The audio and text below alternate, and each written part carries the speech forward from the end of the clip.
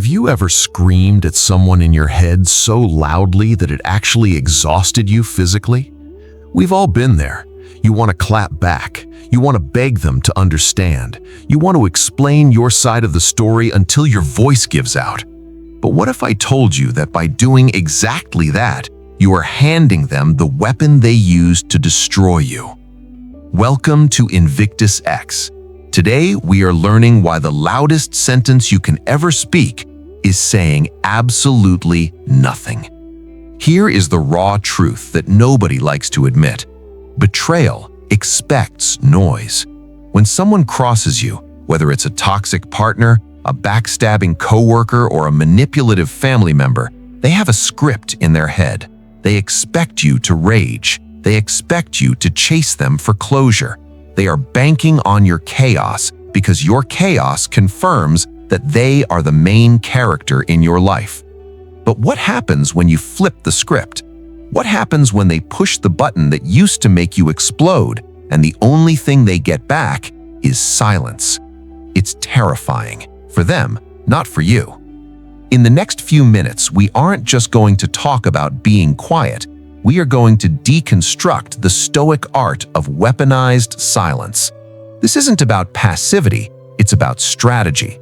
We are going to look at how to turn your pain into a plan, ensuring you never have to raise your voice again to prove your worth.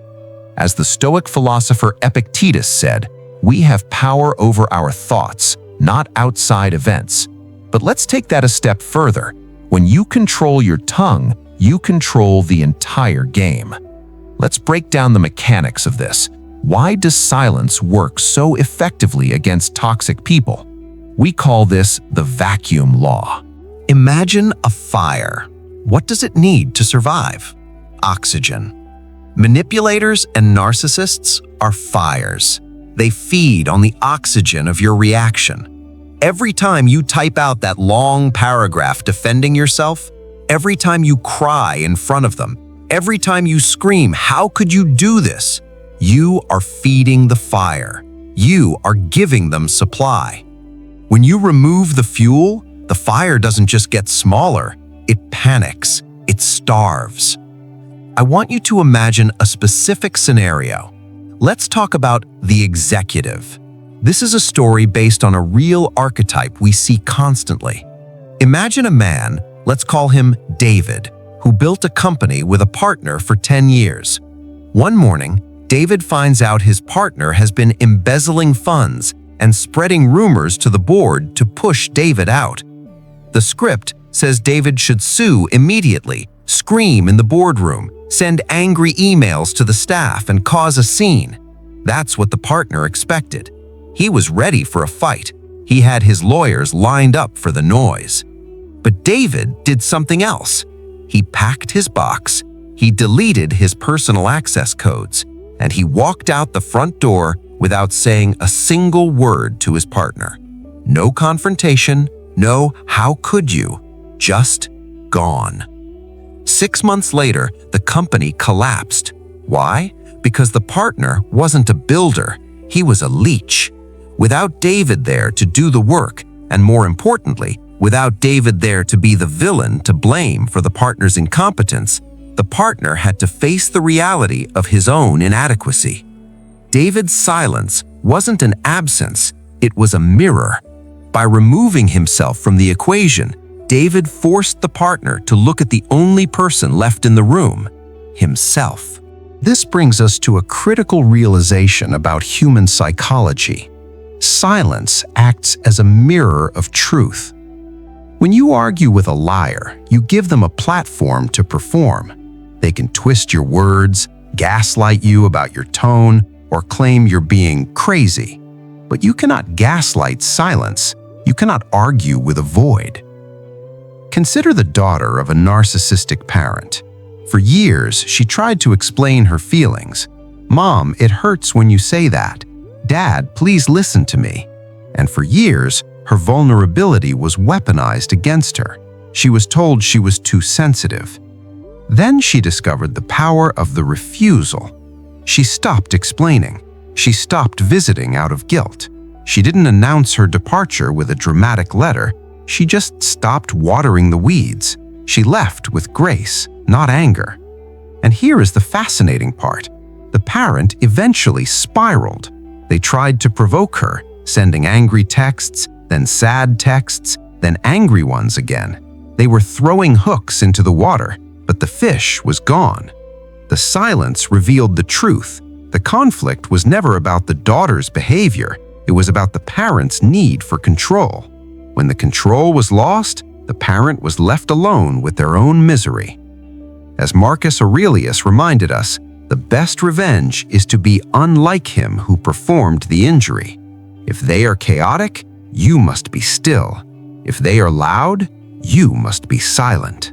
Now, I want to pause the philosophy for a moment and look at the science, because this is where things get really interesting. Why is silence so hard for us to maintain? Research into our Stone Age brain suggests that our mental energy is finite. We treat our emotional energy like it's an infinite resource, but it's not. When we engage in circular arguments, we're burning through glucose and cognitive resources that should be used for our own growth. I was reading some insights from GLASP recently regarding the 10 years of silence concept in creative psychology. There's a theory that the most groundbreaking work, whether in art, business, or personal transformation, often comes after a period of intense, quiet focus. Cognitive psychology professor John Hayes found that greatness requires a silence where you stop performing for others and start building for yourself. This is the quiet rise. While your haters are posting for validation, trying to prove they're happy, you are building in the dark. While they are loud, you are effective.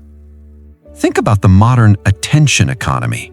We live in a world that demands we broadcast every thought. To be silent in 2024 is an act of rebellion. It signals that you are not a slave to the impulse of validation.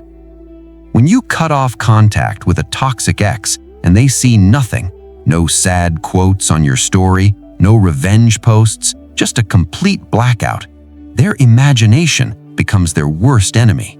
They start to wonder, are they better off without me? Did they ever care? Who are they with? In the absence of information, their insecurity fills in the blanks. And trust me, their insecurity will hurt them far more than your insults ever could. So how do we actually do this? Because it sounds great in theory, but when you are hurting, you want to text them. Here are the practical habits of the Stoic silence. Habit 1. The 24-hour rule. When you are provoked and your heart is racing and you feel that heat in your chest, wait 24 hours, no exceptions. Most storms die against a silent shore. If you still feel the absolute need to respond after a full day and a night of sleep, you can do so. But 99% of the time, you will realize that the silence was the better option. Habit 2. Digital hygiene. Your peace is not a landfill for other people's garbage. Mute, unfollow, delete. Do not keep a window open into their life just to check. If you are looking at their life, you are not living yours. As we saw in the insights on anti-fragility, true strength comes from focusing on your own system, not the volatility of others. Habit 3. The one-sentence boundary. Sometimes you cannot go fully no contact. Maybe you co-parent or they are a colleague. In this case, use the gray rock method combined with the one-sentence rule. This no longer works for me. I will not discuss this further. Stop explaining why. Explanations are for people who care about you. Boundaries are for people who don't. Let's be real for a second. This isn't easy. Your ego wants to win the argument. Your ego wants the last word. But the mind remembers what the ego denies. You win when you stop auditioning for people who never intended to cast you in the role of a partner or friend. You win when you realize that closure doesn't come from their apology. It comes from your own clarity. Silence is not about punishing them.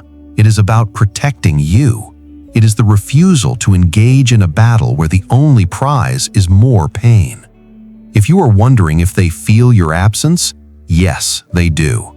They feel it in the lack of supply. They feel it when they reach for the control lever and realize the machine has been unplugged. They will try to get a rise out of you. They will post more, laugh louder, and try to make you jealous. Don't be fooled. That is panic, not happiness. You are not the same person you were when they hurt you. The silence didn't break you, it rebuilt you. You learned that walking away without a speech echoes louder than any scream you could ever scream. So here is my challenge to you this week. The next time chaos knocks on your door, don't answer. Let your silence do the heavy lifting. Be unlike the one who harmed you. Rise in quiet. Build in peace. I want to hear from you. What is a moment in your life where you chose silence over noise, and how did it change the outcome? Share your story in the comments below. Let's build a community of wisdom right here on INVICTUS X. If this message helped you find your center today, please share it with someone who needs to hear it. Don't forget to subscribe to INVICTUS X for more lessons on reclaiming your power. Your silence is not weakness, it is your greatest strength. Let it speak.